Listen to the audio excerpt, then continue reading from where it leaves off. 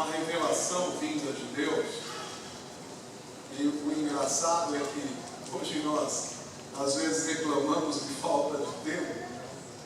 Davi estava nas guerras, Davi era rei, Davi cuidou de ovelhas, Davi enfrentou grandes problemas e dificuldades e ainda escreveu vários poemas, vários cânticos.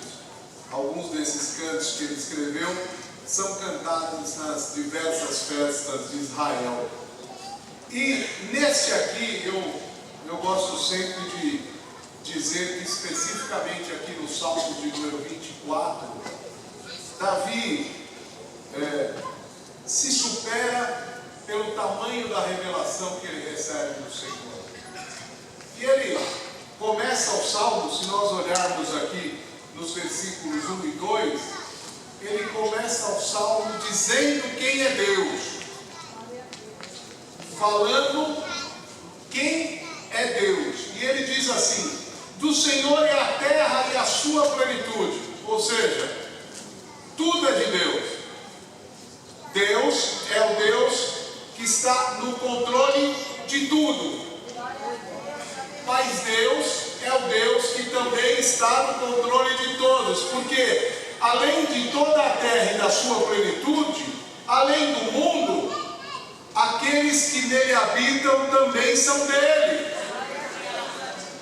Então, quando nós paramos e começamos a olhar para esse salmo, nós entendemos que Deus é o dono da terra, Deus é o dono da plenitude de todas as coisas, e Deus é o dono das nossas vidas. E é interessante porque diz assim no versículo 2: porque ele afundou sobre os mares e afirmou sobre os rios. Ou seja, tudo foi criação de Deus. Deus criou todas as coisas a partir do nada. O nosso Deus é um Deus todo-poderoso. O nosso Deus é um Deus extraordinário. O nosso Deus é um Deus criador. Mas além de ser um Deus criador, Ele é um Deus cuidador. Porque Ele cria o universo e cuida do universo. Ele cria todas as coisas e cuida de um povo que Ele prepara para ser seu. E é interessante porque quando nós olhamos para esse texto, nós começamos a nos tranquilizar, porque parece que hoje nós vivemos uma vida um tanto quanto aflita. Às vezes parece que nós vivemos uma vida tão preocupada. Mas o que será que vai acontecer? Mas como é que nós vamos agir daqui para diante? Eu vim aqui para lembrar você, como o Davi aqui nos lembra: olha, calma, do Senhor é a terra, do Senhor é a plenitude, e do Senhor são todos os habitantes, e nós estamos nas mãos do Senhor. Mas é interessante que depois de ele descrever quem é Deus, de falar sobre quem é Deus, ele vai dizer agora, olha, no versículo de número 3, e agora vai falar de nós. Olha que coisa linda: quem subirá ao monte do Senhor, ou quem entrará no seu lugar santo? Agora é que a hora começa a ficar boa, porque tudo é do Senhor. Mas agora, quem é que vai entrar diante do Senhor? E aí ele vai fazer um relato de algumas características daquele que vai entrar no lugar santo do Senhor. E eu comecei a olhar para essas características, e eu só não arranquei meus cabelos porque eu não tenho mais. Porque eu comecei a olhar para essas características, e o texto diz assim: olha, aquele que é limpo de mãos. Aí eu falei, já sei, não vou olhar para mim, porque em mim eu talvez não consiga achar essas características, mas eu vou procurar na Escritura, e na Escritura eu vou achar. E fui lá para a Escritura e falei, limpo de mão, já sei, Davi. Davi era um homem segundo o coração de Deus. Mas espera aí. Deus falou para Davi que não permitiria que ele construísse o templo porque a mão dele era suja de sangue. Então Davi não está nessa situação aqui. Ele escreveu o salmo, mas não está na situação. Não, mas tem que ter outros. E aí eu fui olhar para diversos personagens bíblicos, quais deles se encaixariam nessa descrição? Limpo de mão, puro de coração. Fui lá para Abraão, falei, pronto, achei um homem. Mas aí eu pensei, mas ele mentiu. E quase criou uma confusão danada com a esposa dele. Aí eu falei, não, mas tem que ter alguém. Vou lá para o Novo Testamento. Fui olhar, falei, lembrei de Pedro. Falei, agora achei. Pedro? Não, mas Pedro também não deu, porque ele ficou nervoso lá e cortou a orelha do servo do sumo sacerdote. Ah, não. Aí achei Paulo. Pronto, em Paulo eu parei. Paulo, alguém que tem limpo de mãos, puro de coração, mas espera um pouquinho. Paulo cria um problema com alguém que o acompanhava por uma disputa de ego. Então Paulo talvez não se encaixasse nessa descrição. E aí eu procurei na Escritura e não achei nenhum homem que seja limpo de mãos, puro de coração, que não entrega a sua alma à vaidade. Vocês lembram lá, os discípulos ficavam brigando para ver quem ia sentar à direita, quem ia sentar à esquerda de Deus. Então, difícil achar alguém que se enquadre nessas características. Aonde é que nós vamos achar alguém que se enquadre nessas características? E esse alguém não pode nem jurar enganosamente. E eu confesso que eu procurei nas Escrituras e não achei. Mas será que aqui nessa noite tem alguém que se enquadra nessa descrição? Será que aqui nós podemos achar alguém que se enquadra? Tem alguém aqui que acha? Não, olha, eu estou nessa situação aí. Estão rindo? Não tem também? Então nós estamos perdidos.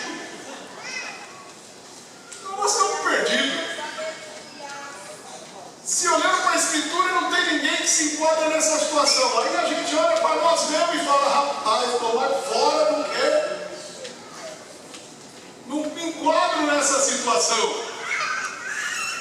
O que eu vou fazer?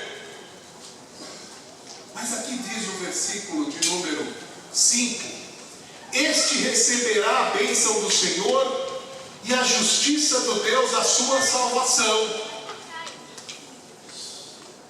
Então, aqueles que se enquadrarem nessas características, eles receberão a bênção do Senhor e serão justificados pelo Deus na sua salvação.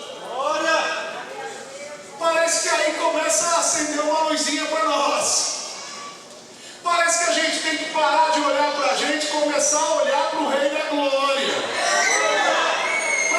Parece que a gente tem que parar de olhar para a nossa condição, para a nossa capacidade e achar que nada disso é nada. Parece que a gente precisa começar a pisar no nosso eu e reconhecer que sem Ele nós estamos perdidos. Que se não for ao Senhor, o inimigo nos engoliria vivo. Mas tem o Senhor.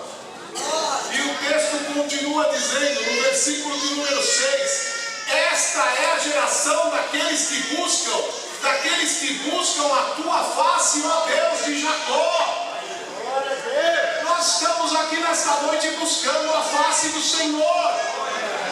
Nós estamos aqui nessa noite oferecendo o nosso louvor ao Senhor. Mas nós fazemos tudo isso ainda como que por espelho, porque o melhor ainda vem. O melhor ainda virá. O melhor ainda vai acontecer. Tem coisa grande preparada.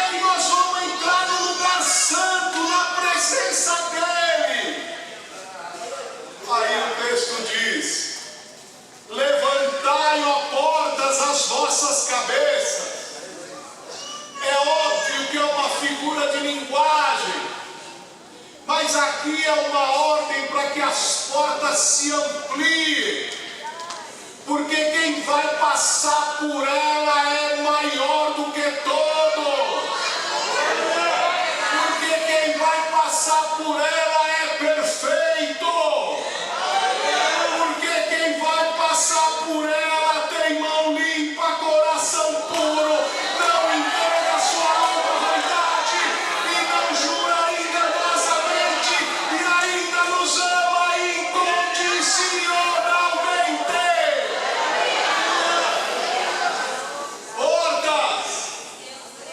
Portas, levantai as vossas cabeças, levantai, ó entradas eternas, e agora vai entrar o Rei da Glória.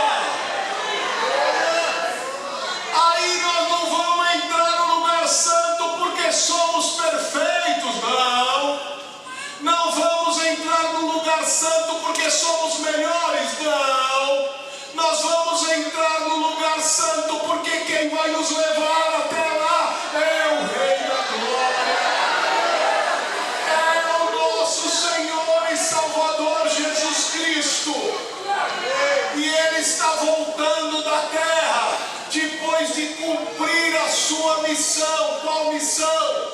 Morrer na cruz para que todo aquele que nele crê não pereça, mas tenha a vida eterna. E Ele volta com as mãos feridas, com o lado ferido, e existe um grito: quem é este Rei da Glória? O Senhor forte e poderoso, o Senhor poderoso de guerra. Ele venceu a guerra, Ele venceu a batalha, Ele morreu a morte de cruz, mas ao terceiro dia Ele ressuscitou.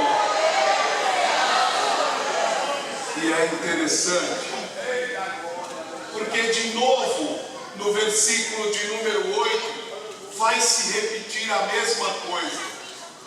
No hebraico, quando você repete, você quer dar ênfase naquilo, você quer enfatizar o que está acontecendo, você quer dizer que aquele é o momento mais importante daquele texto até aquele momento. E quando nós olhamos aqui no versículo 8, surge de novo a mesma situação, versículo 9: levantai, ó portas, as vossas cabeças. Talvez elas não tenham ainda obedecido.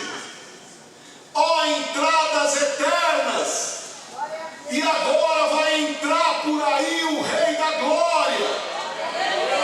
E aí de novo vem a mesma pergunta no versículo 10: quem é este Rei da Glória?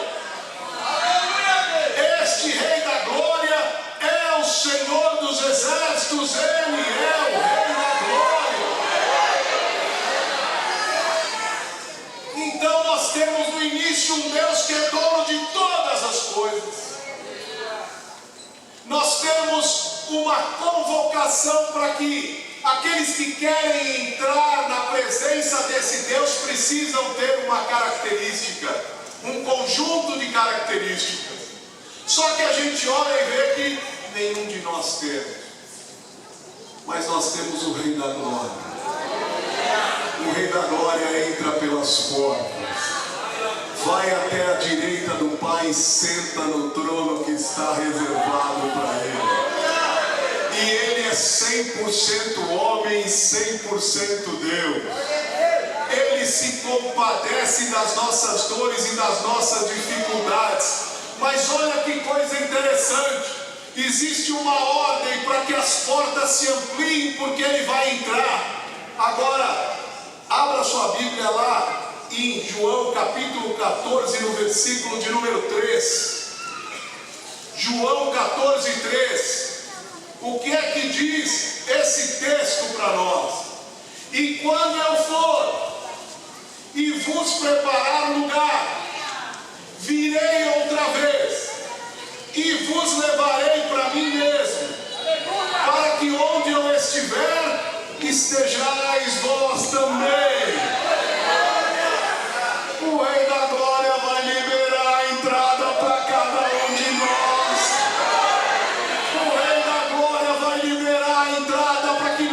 possamos entrar lá na eternidade de Deus, diante da glória de Deus. E vocês imaginem, aqui esse culto já foi uma delícia, adorar aqui já foi maravilhoso. Imagina mergulhar na glória de um Deus eterno, de um Deus que é Senhor da terra, da plenitude, de todos que habitam. Uma certa vez uma jovem perguntou para mim: mas pastor, não vai ficar lá a gente só dando glória e aleluia? Nós não vamos cansar de fazer isso lá na glória? Não, você não vai ficar estressado lá não. Lá não tem mais estresse, lá não tem mais cansaço, lá não tem mais doença, lá não tem mais tristeza, lá não tem mais nada disso. Sabe por quê? Porque a revelação da glória de um Deus incrivelmente grande, de um Deus muito maior do que nós possamos entender. Cada momento, cada minuto, cada segundo será um momento extraordinário. Nós mergulhados no Espírito e na glória de Deus, entendendo que valeu a pena, entendendo que toda luta, toda dificuldade valeu a pena, e entendendo que nós estaremos lá não porque somos perfeitos, mas porque fomos convidados e levados pelo Rei da Glória. Não é história da carochinha. Ele virá nos buscar. Ele vem buscar a sua igreja. Ele tem preparado o lugar. O lugar está preparado. E vai ter o dia que ele vai descer e vai nos chamar, e nós subiremos e encontraremos com ele no ar. E aí, amados, talvez a tristeza que a gente passe hoje, talvez o sofrimento pelos quais a gente passe hoje, não consegue entender quando a gente olha lá o que aconteceu no Rio Grande do Sul. Que coisa triste, pessoas que perderam tudo, pessoas que perderam casa, perderam roupas, perderam eletrodomésticos, perderam tudo. Alguns perderam plantações, perderam animais, perderam tudo. E aí nós ficamos pensando, aonde está o nosso coração? Aonde deve estar o nosso coração? Aonde nós devemos estar com os olhos fitados? Lembre-se, Deus não deixa de ser Deus. Deus continua sendo Deus. Deus continua sendo dono do mundo, dono de todas as coisas e dono de todas as pessoas. É porque o projeto é melhor. O projeto dali na frente é melhor. O que vai acontecer ali na frente é melhor. Aqui nós adoramos ainda em espelho, mas nós o adoraremos face a face. Nós o veremos face a face. Não porque nós nos enquadremos nesse nível de perfeição e de santidade de Deus, não. Mas porque o seu Filho, perfeito, sem mancha, sem pecado, se entregou na cruz para declarar a nossa inocência. Ele se entregou na cruz para nos declarar limpos. Ele se entregou na cruz para que o véu do templo que separava, que não permitia a nossa entrada no lugar santo dos santos, esse véu já foi rasgado. Porque ele se rasgou, ele se ofereceu, ele se morreu para que nós pudéssemos estar aqui nessa noite. Então, não adianta ficarmos procurando perfeição, porque não encontraremos. Mas vai ter um dia que esse corpo corruptível vai se revestir de incorruptibilidade. olhos têm que estar fixos no Senhor. Se você olhar para você, você vai se decepcionar. Se você olhar para o seu amigo, ele pode te decepcionar. Se você olhar para um parente, ele pode te decepcionar. Mas tem um. Tem um.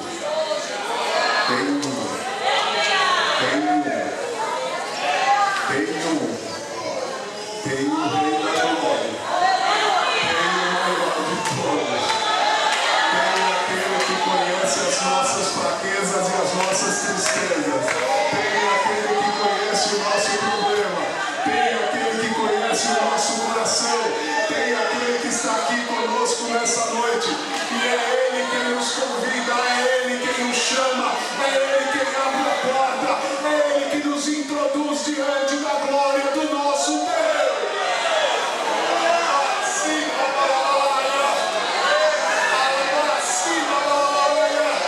Você imagina uma eternidade diante de um Deus infinito. Todo dia é novidade, todo dia é coisa nova, todo dia é revelação, todo dia é conhecer Ele melhor. Às vezes a gente está triste aqui, mas lá nós vamos ser muito alegres. O apóstolo Paulo, olha, as coisas daqui, vocês nem imaginam como é que vai ser lá. Teve um homem que foi levado até lá e viu coisas inexplicáveis. E sabe o que vai acontecer com nós? Nós estaremos lá glorificando, exaltando o nome do Senhor. Essa adoração aqui, essa presença aqui é parcial. Lá será uma eternidade louvando, glorificando e exaltando ao Senhor. Deus abençoe a tua vida em nome de Jesus.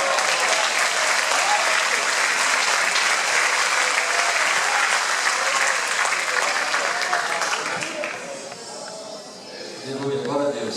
Deus abençoe o pastor Marcos. Boa essa palavra, amém? Pai, meus irmãos, boa noite, tudo bem? Glória a Deus. Que bom estar aqui louvando ao Senhor e ouvir essa palavra maravilhosa aos nossos corações.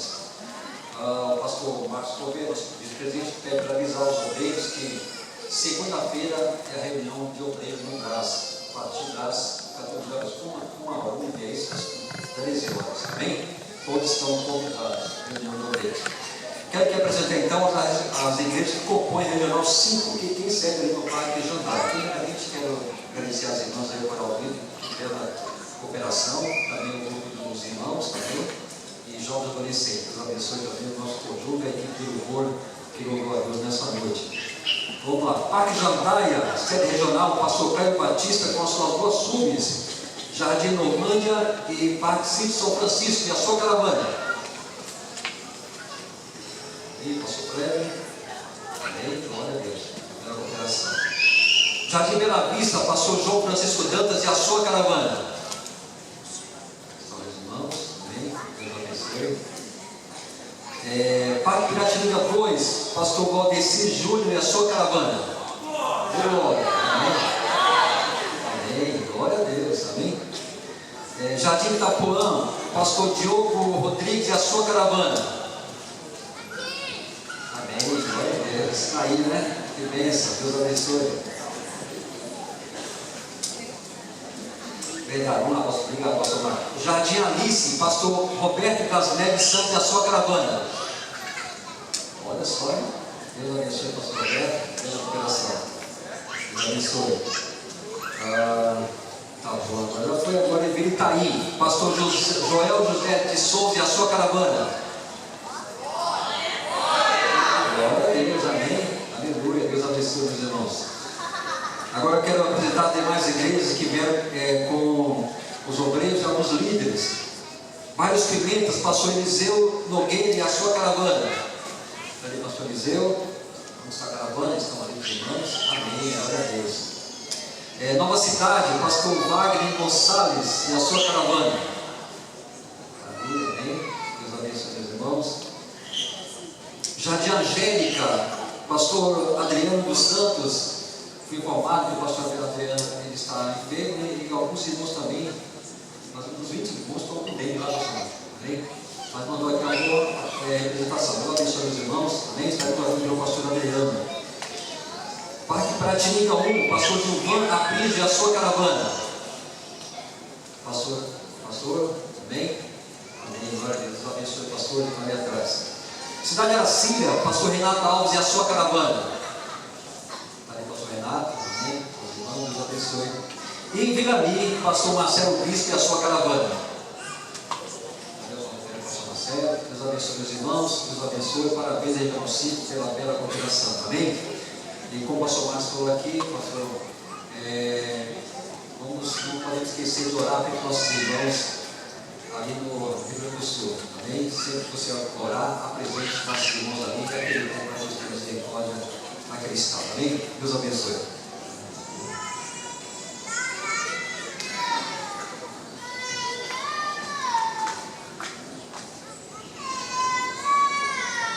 Amém. Deus abençoe o Regional 5. Não se esqueçam que nossa cantina está funcionando. E como o pastor Adalberto já divulgou, segunda-feira, dia 13, reunião de obreiros do Brás, na Lebras, Celso Garcia 560. Os obreiros que puderem ir, a partir da 1h30 da tarde, estão convocados a estarem na reunião de obreiros estadual. Bem, vamos ficar em pé, vamos agradecer a Deus. Chamo o pastor Kleber aqui para fazer a oração, agradecendo a Deus. E foi uma grande bênção, né? A pregação pelo pastor Marcos, os louvores aqui com a Regional 5. Quem foi abençoado aqui nessa noite?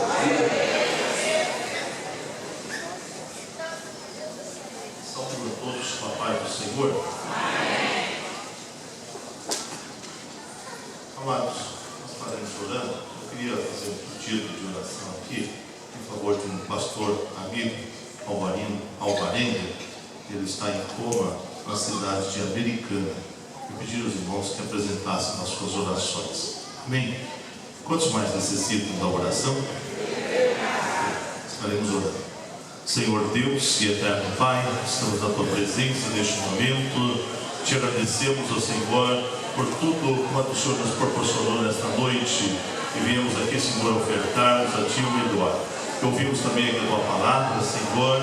Ajuda-nos, Pai, para guardarmos nos nossos corações.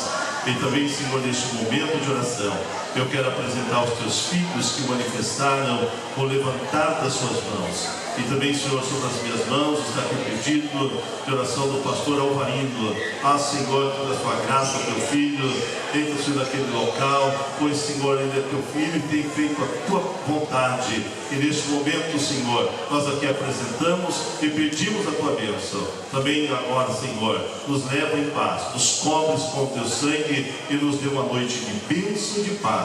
É o que nós pedimos em nome de Jesus. Que o amor de Deus, o nosso Pai, a graça de nosso Senhor e Salvador Jesus Cristo, a comunhão e as consolações do Espírito Santo seja com a Igreja, agora e para sempre. Todos digam amém, Jesus. Está encerrado. Deus nos dê paz aos nossos lares.